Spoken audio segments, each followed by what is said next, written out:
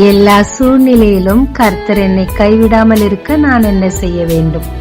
சங்கீதம் 9:10.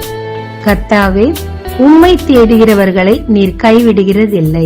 இஸ்ரவேல் ஜனங்கள் தேவனுக்கு விரோதமாக நிற்கும் போதும் அந்நிய தேவர்களை தொழுது கொள்ளும் போதும் தேவன் அவர்களை சத்துருக்கள் கையில் விடுவார்.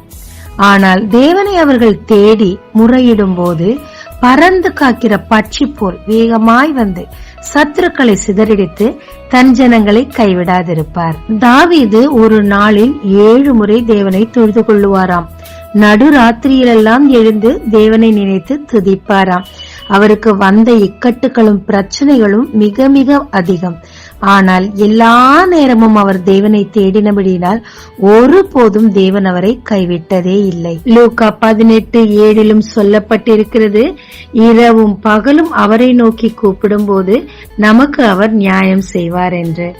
ஆமாங்க, பிரச்சனைகள் மிகுதி வரும்போது மட்டும் தேவனை தேடி அதிலிருந்து விடுதலை பெறுகிறோமா? அப்படி அல்லங்க. தாவீதை போல இரவும் பகலும் அவரை துதித்துக் கொண்டு நம் வாழ்க்கையின் நாயகனாக தெரிந்து கொண்டு அவரையே நாம் தேடும் போது எல்லா சூழ்நிலையிலும் தேவன் நம்மை கைவிடாமல் எல்லார் மத்தியிலும் நம்மை உயர்த்தி மகிழ்வாருங்க. ஜெபிக்கலாமாங்க. தேவரீர், எனக்கு பிரச்சனை வரும்போது மட்டும் உம்மை தேடாதபடிக்கு என் வாழ்க்கையின் நாயகனாக இரவும் பகலும் உம்மையே நோக்கி கொண்டிருக்க உம்மை தேட கிருபை செய்யும்.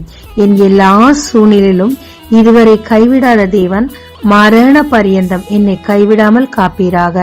இயேசு கிறிஸ்துவ மூலம் ஜெபிக்கிறேன் நல்ல பிதாவே, ஆமென். இயேசு கிறிஸ்துவின் நாமத்தில் இந்த நாளில் உங்களை ஆசீர்வதிக்கும் ஜீசஸ் விஷன்.